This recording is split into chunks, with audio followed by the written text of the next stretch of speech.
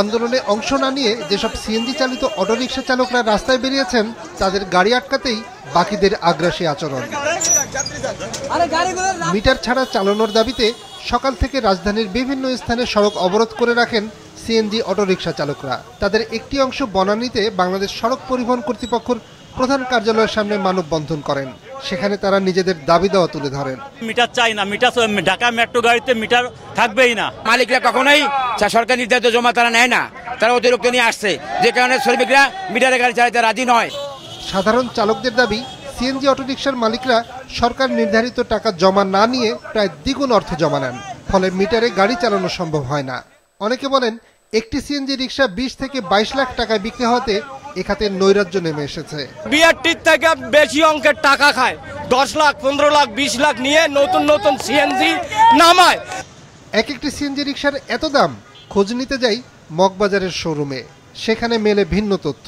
New station নাই, এই কারণে আপনার গাড়িগুলো আস্তে আস্তে যায়, যে কিনছে তারাই এটা ব্যবহার করতে আছে। রিপ্লেসের পরে থেকে আপনার গাড়ি অনেক দাম বেড়ে গেছে।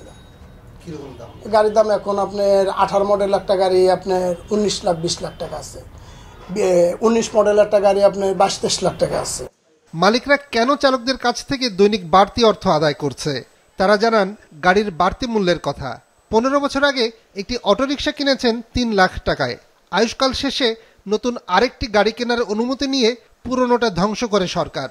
মালিক 5 লাখ টাকায় নতুন গাড়ি কেনেন, কিন্তু অতি লাভের লোভী কিছু ব্যবসায়ীর হিসাব ভিন্ন।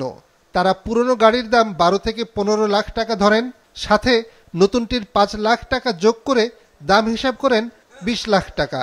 এই অবাস্তব হিসেবের লাভ উসুল করতে চালকদের কাছ থেকে আদায় করা হয় বাড়তি টাকা। আমি যদি না ভাঙ্গিয়া এই গাড়িটা আমি সেল করি 8 থেকে 10 লাখ টাকা বেচতে পারি, আর একটা নতুন গাড়ি কিনলাম এবং ওইটা মিটার রেজিস্ট্রেশন সব খরচা সব মিলে দিলে 18-20 লাখ টাকা। এই কারণে যে জিনিসের বদলে আরেকটা পাইতেছেন, ওইটার দামও আপনি এর সাথে অ্যাড করতেছেন। হ্যাঁ, অ্যাড তো হবেই।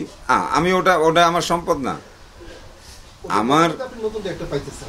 পাইতেছে ঠিক আছে, কিন্তু আমার তো পুরানটাও তো সম্পদ।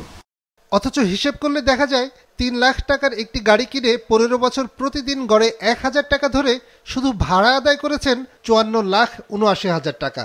এই 15 বছরে রক্ষণাবেক্ষণ খাতে খরচ যদি 5 লাখ টাকাও হয়, তাতেও একটি অটোরিকশা থেকে লাভ প্রায় 47 লাখ টাকার বেশি। পার্টসের দাম, মোবিলের দাম, টায়ারের দাম, বেতন ভাতা, গ্যারেজ ভাড়া এগুলো যখন কম ছিল তখন লাভজনকই আছিল।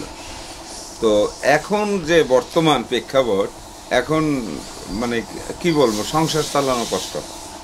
সিএনজি অটোরিকশা মালিকদের এই নৈরাজ্য নিয়ে প্রশ্ন করা হয় বিআরটিএ চেয়ারম্যানের প্রতিনিধির কাছে। মনে হলো বিষয়টি প্রথমবারের মতন শুনলেন তিনি। তবে জানিয়ে দেন চালকদের দাবি মেনে জরিমানার সিদ্ধান্ত বাতিল করা হয়েছে। এটা আসলে যেহেতু আমি ইঞ্জিনিয়ারিং শাখার মানে বিষয় এগুলো, আমি যেহেতু প্রশাসন শাখায়, আমি এই মুহূর্তে এই বিষয়ে কোনো কিছু বলতে পারছি না আসলে, বা আমি এটা জানি না। চালক মালিকদের দাবি, প্রাইভেট কারের মতন সিএনজি অটোরিকশার লাইসেন্স উন্মুক্ত করে দিলে ভাড়ার নৈরাজ্য দূর হবে। নিয়াজ মোর্শেদ, মাছরাঙা সংবাদ, ঢাকা।